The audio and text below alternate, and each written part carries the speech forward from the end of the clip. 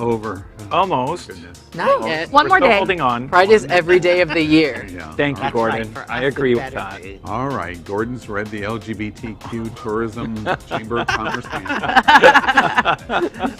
Exciting. Rajee, Hi. first time you've been an anchor at Queer News Yes, Tonight. I was a guest, Yeah. but not an anchor. Yeah, we're gonna work you in so we can replace Tony Lima. Oh! I knew that I- was coming. I doubt that's gonna happen. It might happen. It Y'all might are, happen. y'all are Rajee. doing translation on Thursday. Yes. Yes. Time slot. So That's very excited. exciting. We are. Yeah, I love the show. And Lexi's with us. Yes. And Gordon's with us. We're going to have a great show. Yes, Yay. we are. Super excited. Well, welcome to Queer News Tonight, the world's first and only LGBTQ plus daily evening news. It's time to queer up the news. It is 8 p.m. Tuesday, June 29th, and we are literally out of the closet and into the headlines. So many of your important stories we're going to tell this evening on Queer News Tonight. This is the world's first live daily LGBTQ plus evening news show. Literally out of the closet and into the headlines on Queer News Tonight with Al Ferguson. Thank you for joining Queer News Tonight. This is the world's first and only unedited live LGBTQ plus evening news show. Whatever happens, you will see it. Queer News Tonight is supported by viewers like you. We are part of the Happening Out television network, Hotspots Magazine, and WeMeg Events. Hotspots is celebrating 35 years of the LGBTQ plus experience. Merged, we bring you the best of LGBTQ plus news, entertainment, and support of our LGBTQ plus community.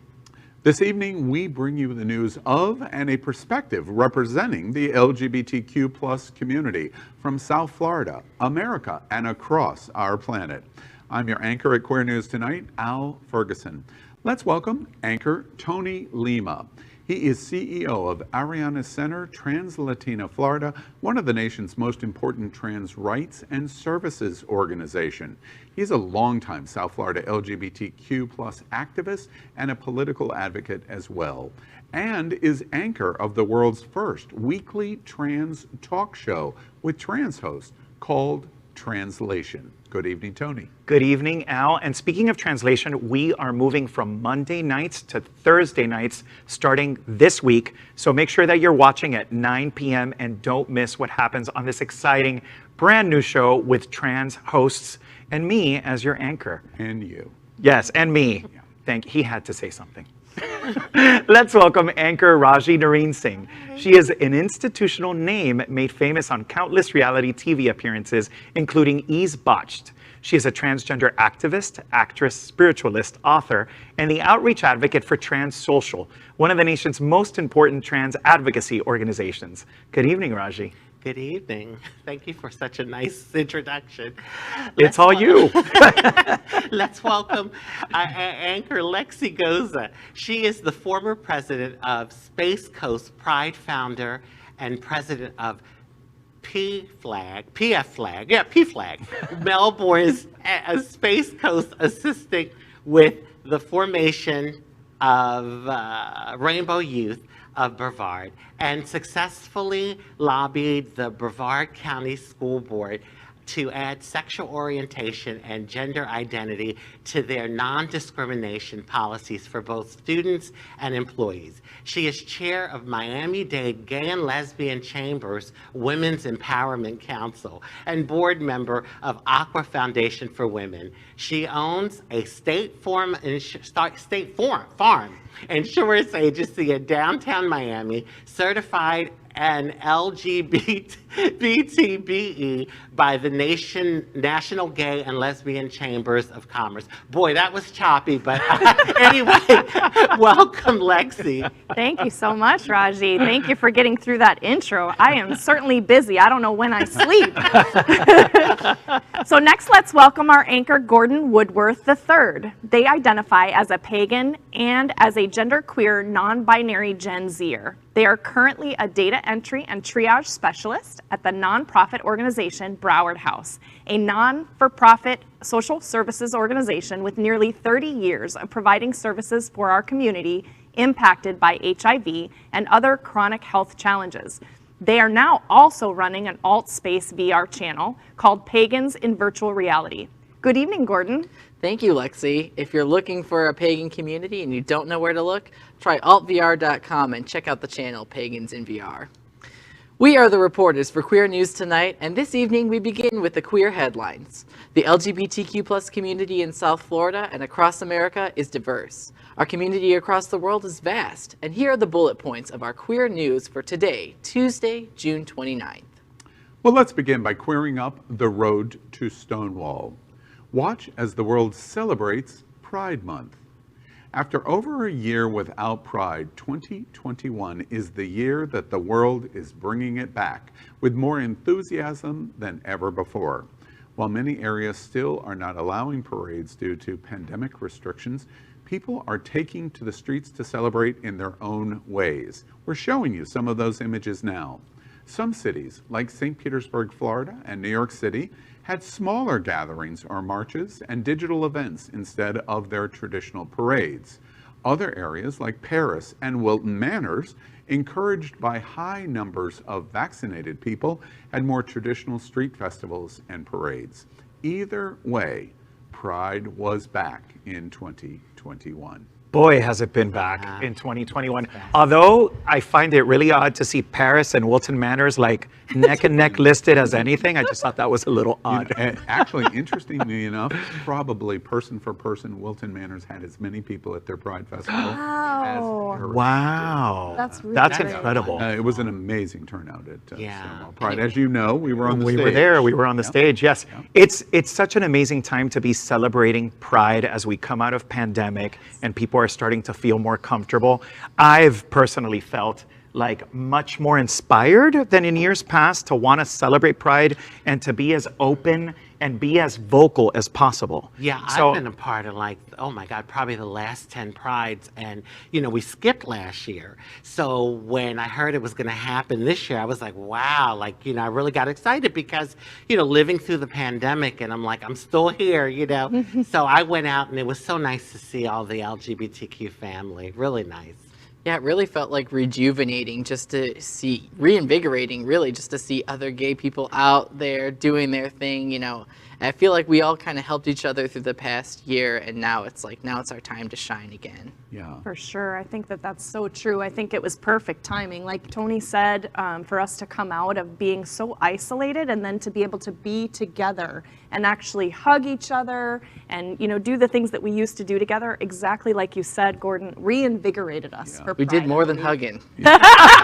I was a good girl. I'm sorry. I was a good boy too. I don't know what you're talking about, That's Gordon. going to be the after-hours show at Queer News tonight. You know, the one thing that I would say, and I hope everybody understands the intent behind this, very exciting Pride season has begun, our Pride Month coming to a conclusion. I'm very happy about what's happening and what we're seeing. It's going to go on all summer long into the fall. We are getting ready to announce we are going to be broadcasting on the beach at Pride Fort Lauderdale, for example. So we're going to do other things. But you know what I'm really looking forward to? I'm really looking forward to 2022. And I'm really looking forward to 2022 when nothing is out of the ordinary. Right. It's just ordinary Pride celebration. I'm looking forward to that. So next, let's queer up the world. Thousands turned out for London Trans Plus Pride 2021. Thousands of trans people and allies gathered in England's capital on Saturday for London Trans Plus Pride 2021. Marchers held up placards saying Black trans lives matter, F the system, legalize my identity, trans rights now, and out of the closet into the streets, as they made their mile-long march from Wellington Arch to Soho Square. Protesters turned out to demand equal rights for the trans plus community, better access to healthcare, and legal recognition of non-binary people. Guttingly, the government has recently said it has no plans to introduce this crucial form of gender recognition. Trans Pride. Well, you know, it's funny. I have a really close friend that's in London, and every time I talk about like trans injustice, he's like, "Oh, well, that doesn't happen over here. Oh no, trans people have their rights." And so this was a perfect example of, you know, English people coming out to support the trans community. Yeah. A lot of people don't realize this is the largest trans march in the world. There's no other trans march larger than London. Oh, wow. So that means we need to start getting to work, Rajee. Maybe it's an initiative of translation at some point with our cast leading the march. Yeah, I think so. I mean, you know, when you see things like that, for me as a transgender woman of color, I mean, it definitely is inspiring. It gives me hope. And it also tells me that my friend isn't a liar. Because I'm like, he's like, it's so nice over here for trans people. I'm like, yeah, whatever. But Well, I think it's interesting because now that the UK is no longer going to be a part of the European Union, this just adds more fuel to the fire for the Remainers who want to stay in the Union or vote referendum to rejoin or whatever it is at this point.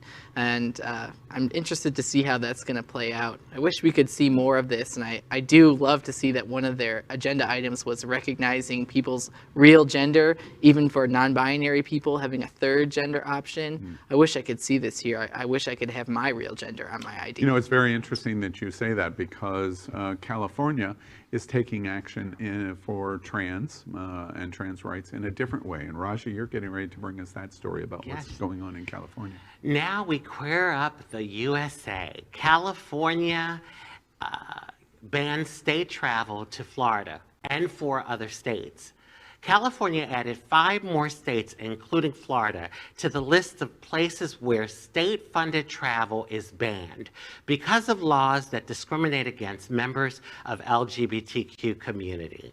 The state attorney general announced Monday, Democratic Attorney General Rob Bonita added Florida, Arkansas, Montana, North Dakota, and West Virginia to the list that now has 17 states where state employees' travel is forbidden, except under limited circumstances. Bonita said, quote, "Make no mistake, we're in the midst of an unprecedented wave of bigotry and discrimination in this country, and the state of California is not going to support it," end quote.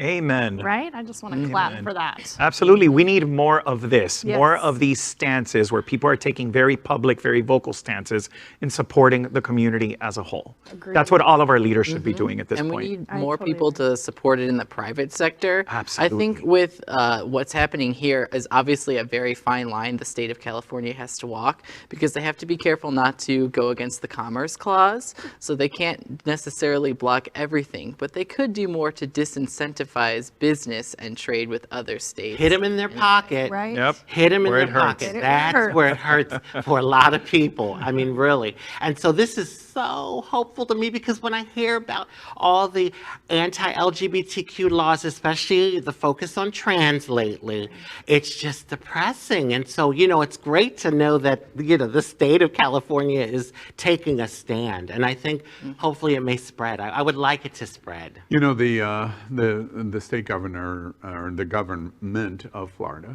especially coming from the governor's office, basically poo-pooed California's response of saying it'll have no economic impact on us. That is incorrect. First off, California is by far and away the most populous and most traveled state government of any of the 50 U.S. states.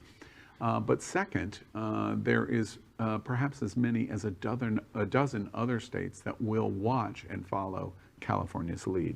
And California has done things like this over the last number of years in many different ways. This is very similar to the North Carolina bathroom bill response that took place. California is doing the same thing.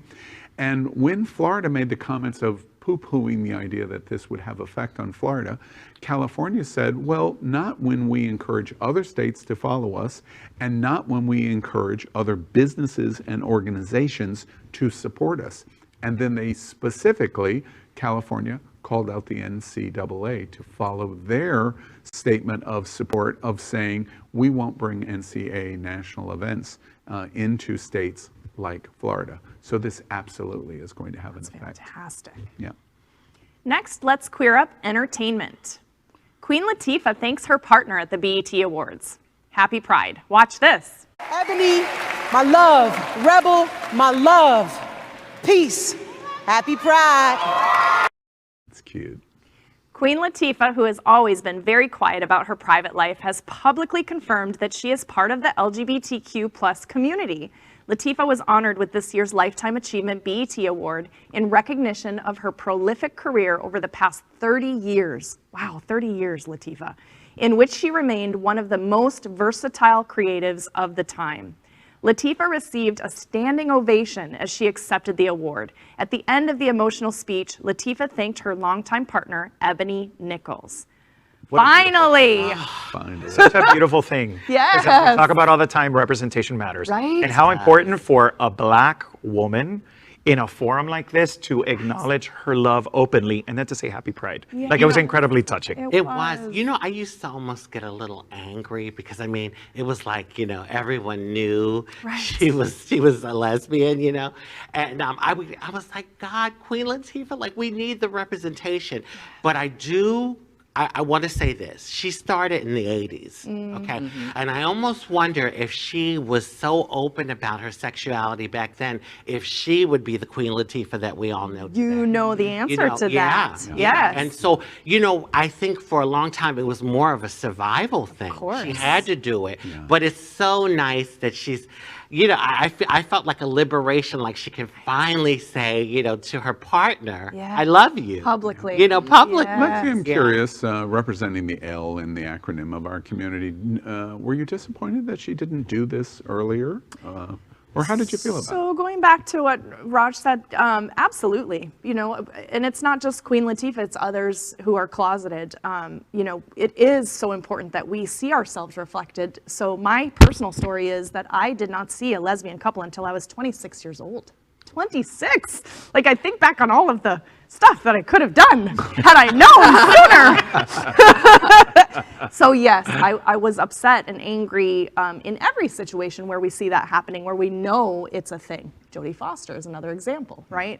But thank goodness that she now feels comfortable enough, safe enough to be authentic, right? She has arrived. You know, from outside your community, those words sing to me because while we want that representation, we shouldn't want the representation at the expense of the comfort of the individual that feels how they come out, or even if they do come out, is not their story. And we have to wait for their story to unfold in an organic way, or it's not authentic anymore. So I love this story because of the way it unfolded. And as a result, I smile even greater.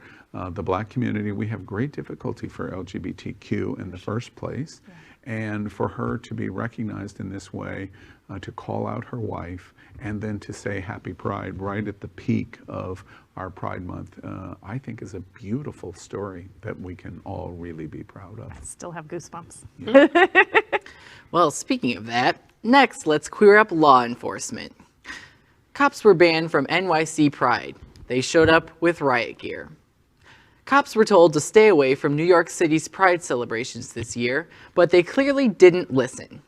8 people were arrested on Sunday after skirmishes between the New York Police Department and people celebrating Pride in and around Washington Square Park in New York City.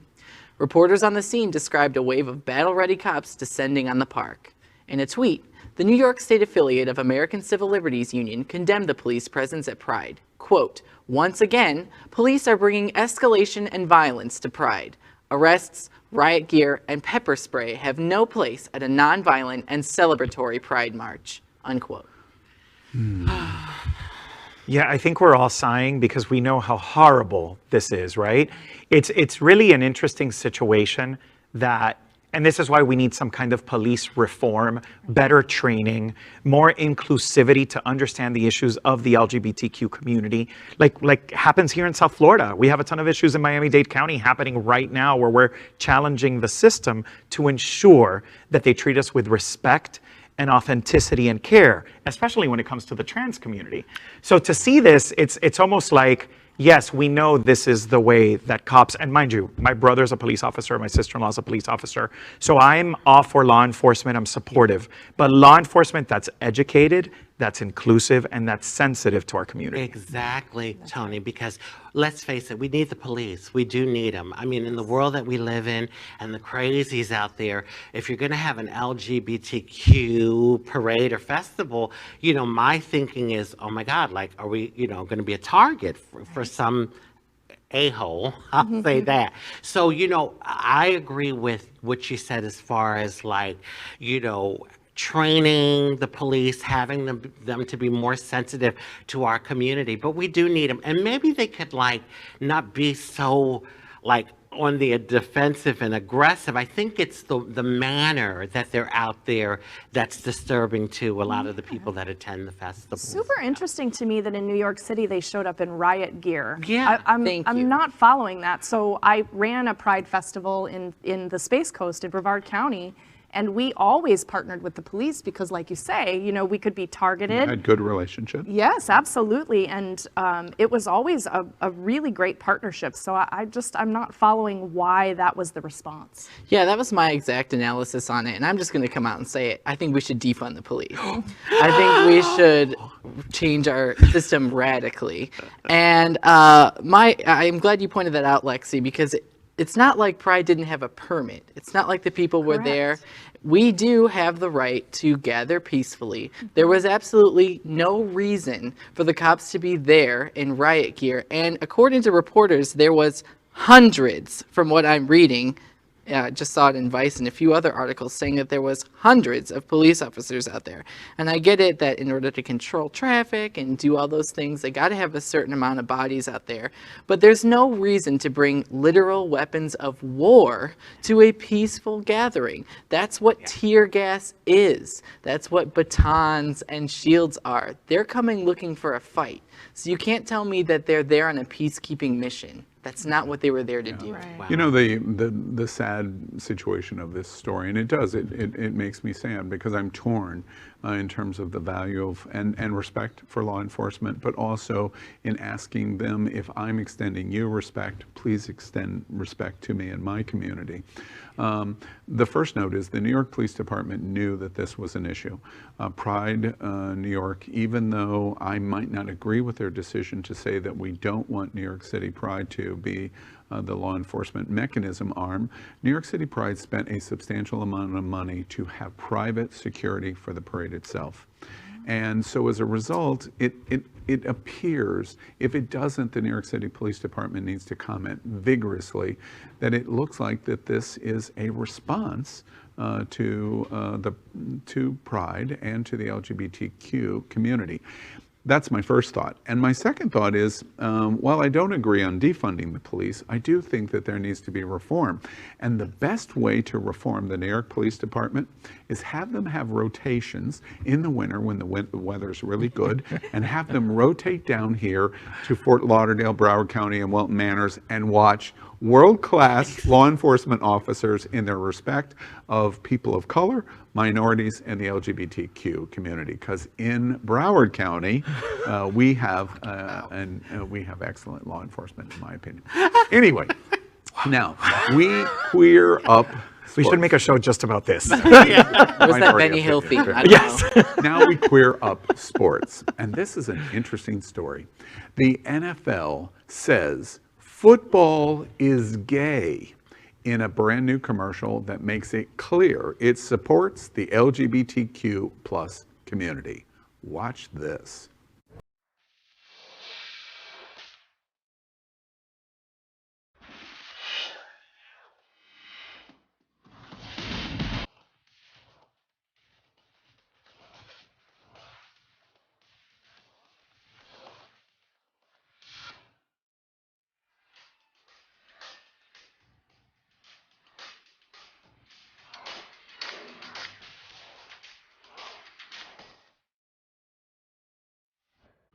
Well, as close. The NFL has released this new commercial that makes clear its support and embrace of the LGBTQ plus community. I think important because they're not selling anything. Right. The 30-second spot begins with the line, "Football is gay." As light cheering plays in the background, the video is a direct response to Carl Nassib's public coming out last week, according to Outsports. Nassib, a defensive end for the Las Vegas Raiders, is the first active NFL player to come out. NFL Senior Director of Diversity, Equity, and Inclusion, Sam Rappaport, said, quote, "It's okay to not fully understand the LGBTQ plus experience for you to be an ally. You do not need to be an expert in all of the terms. You just need to try." That's a great quote. That's a great quote. And I have very mixed feelings about this story. I did a lot of media last week around Carl Nassib and giving commentary, but we can't forget that less than 7 years ago, Michael Sam came out of the closet, was a black man, and none of this happened, right? So it took the white, really cute guy to come out of the closet for the NFL to put up a commercial like this. And I know we're living in a different time. There's been this era of racial reckoning. We're all much more, dare I say, woke?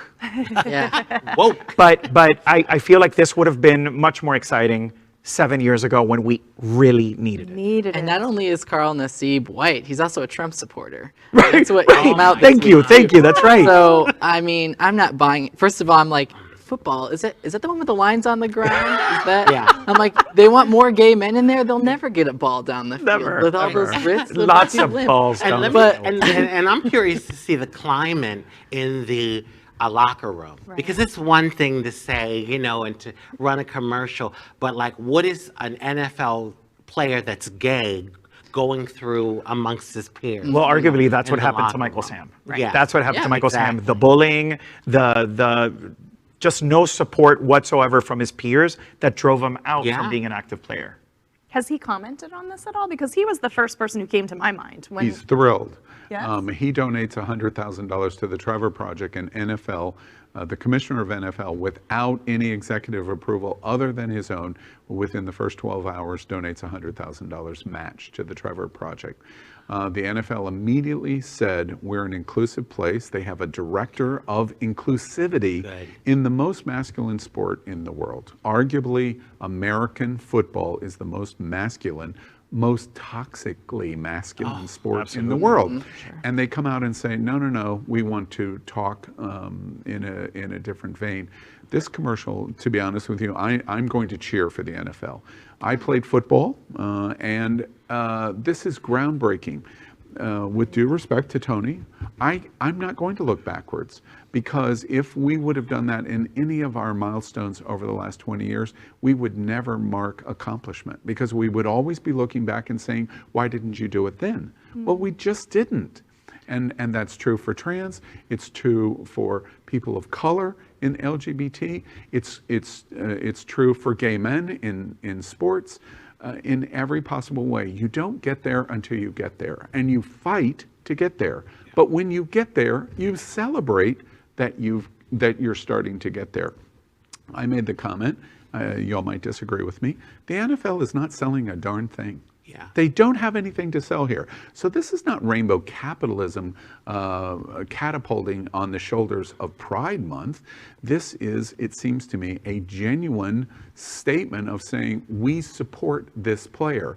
And if there are many more, please come out. Yeah. And one of the examples of that being true is literally hundreds of NFL players in the last 7 days have come out in complete support for him. Wow. That's amazing. And I just think we say we've taken a step forward in the NFL.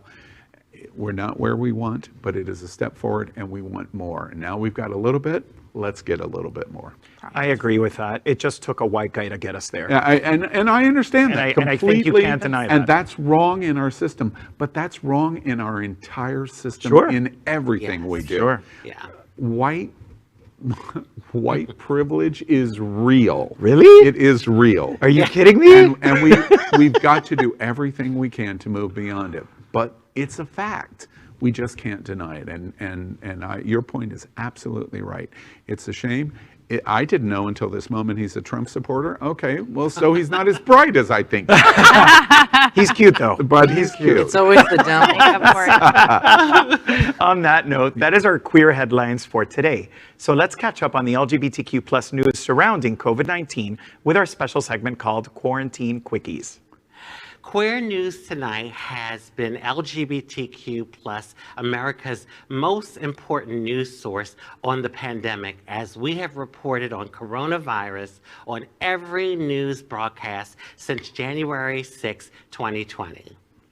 Tonight, we report the devastating effect coronavirus has had on the American and worldwide LGBTQ plus community in total cases and deaths. But we also provide hope of a new light at the end of this long tunnel. First, we report that as of tonight, more than 2,415,000 LGBTQ plus Americans have contracted COVID-19. We've watched the greatest single year LGBTQ plus health crisis of our lifetimes. More than 43,000 LGBTQ plus Americans have died from coronavirus.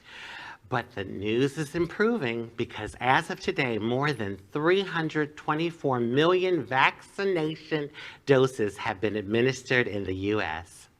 That is our COVID-19 news for tonight. Next, we report that Happening Out Television Network is passionate about our support for the LGBTQ plus community. An example is Sunshine Cathedral, the world's largest queer church right here in Fort Lauderdale. We are broadcasting from our permanent set here at Sunshine in supporting that partnership. The network broadcasts the largest LGBTQ plus religious broadcast in the world, with more than 30,000 watching every Sunday at 10:30 a.m. Eastern, and it's totally live. We encourage you to tune in. Our campaign of sponsorship proudly supports Sunshine Cathedral is my queer church. Watch.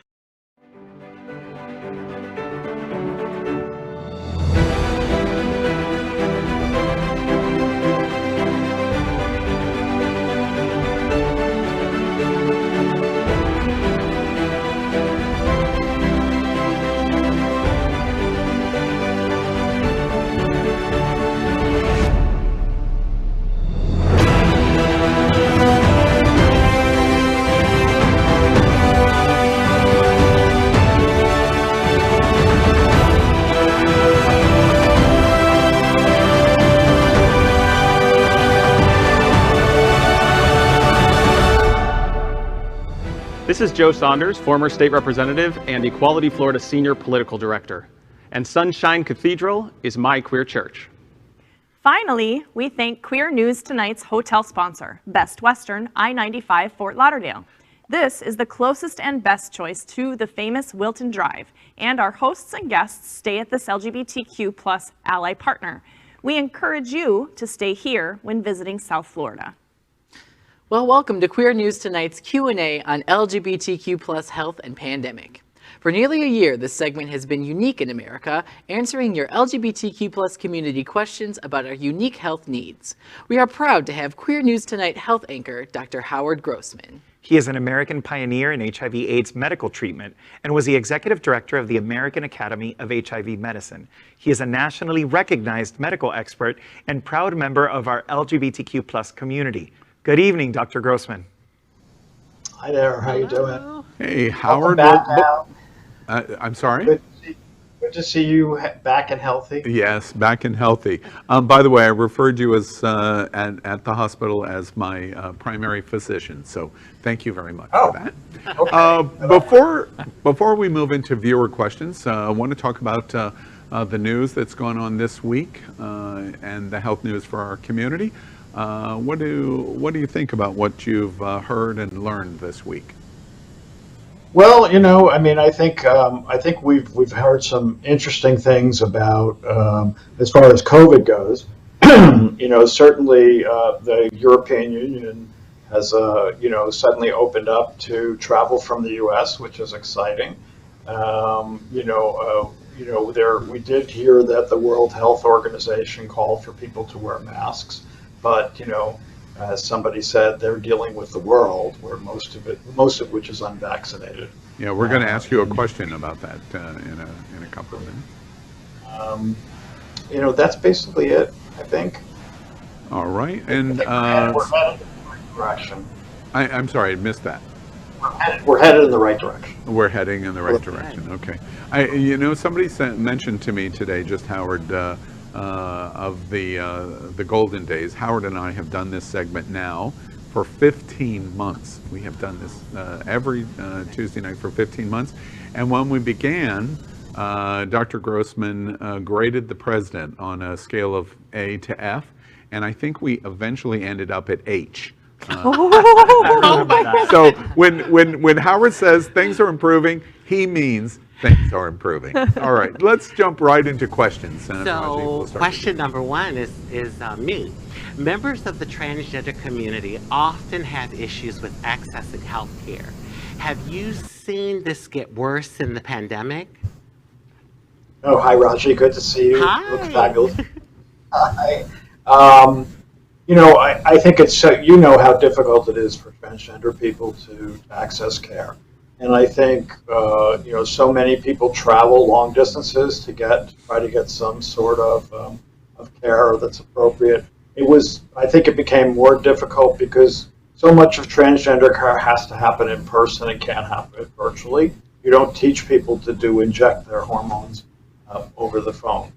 Or over telemedicine, and you really need to be hands-on. So I think that was dislocating for a lot of people.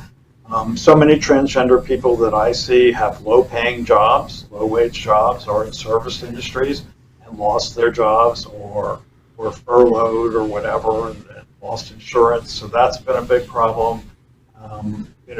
I think things are slowly returning to more normal, but it's been very difficult for a lot. Yeah, definitely. Well, I mean, you sound like you're really on the pulse of the community, because it's true. Everything you said, I live it. So, thank you. The WHO and LA County are both recommending masks, even for vaccinated people, due to the Delta variant. Do you agree with this, doctor? Hi, Lexi. Thanks. Actually, I don't. I think they're being overly cautious. I do think that, as I said before, the World Health Organization has to worry about the whole world, where vaccination rates are incredibly low and the viruses are still spreading. So for them to continue to make most people wear masks is important. But studies have shown that the Pfizer and Moderna vaccines are very effective, certainly after the second dose. We know that the Pfizer vaccine is not nearly as effective after the first dose with the Delta variant than with the other variants. But after the second dose, you're up to 88-90%, which is pretty close to the rest. So I feel pretty comfortable with that. The people who have gotten infected despite getting both vaccines is about, the last number I heard was 0.009%, so about 9 people out of 100,000. Yeah. Very low numbers, and they weren't, for the most part, for the overwhelming part, they're not getting sick, they're not needing hospitalization. So I think we're pretty safe with that. I think, I read somebody else who said, if you're in states like Mississippi or Wyoming where most of the people are not vaccinated, then maybe in a public space you still want to think about it. But in states, certainly states like Massachusetts, New Jersey, we're well over 70%. For New York City, we're well over 70% of people are vaccinated. Thank you. I read that if you have caught COVID-19 and also get vaccinated, you may be protected for years. Am I protected enough if I had the virus but did not get vaccinated? Well, how you doing this week? They're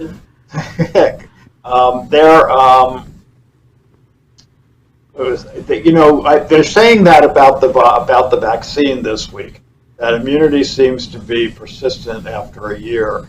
We may not need boosters. I think it's really good that they're being proactive and setting up enough vaccine out there in case we do need them. But right now, after people are on it for a year, they're still mounting immune responses to the virus. I don't think we necessarily see the same thing with infection. And as we've said before here, I think the vaccine has a better immunogenic response than even for many people infection with the virus. So I always recommend that people, if they've been infected, wait 3 months to get the vaccine, but then they should get the vaccine. Yeah. Okay. And Howard, before we finish, I want to ask you about some breaking news that's happening, just been announced. Tomorrow, Florida has announced that the governor's emergency health order is going to not be renewed, not be extended. So tomorrow will be the last day where a lot of the liberalization of rules that took place for telehealth during the pandemic, doctor phone calls in terms of prescription and other related medical issues will expire tomorrow. And the governor has said he doesn't want to extend medical professionals' ability to continue to do that. Did I get this summary correct? And what do you think about what he is getting ready to do? Well, it actually expired on Sunday, on the 27th. Oh, it was Sunday. I thought it was tomorrow. We're already, I mean, I can tell you as the chair of my condo board, they already told us that we can't have only Zoom meetings anymore. We have to have in-person and Zoom, or just in-person meetings. So things are changing very quickly. As far as medical care goes, I know the word went out from the state that, for example, the medical marijuana was able to be prescribed via telehealth.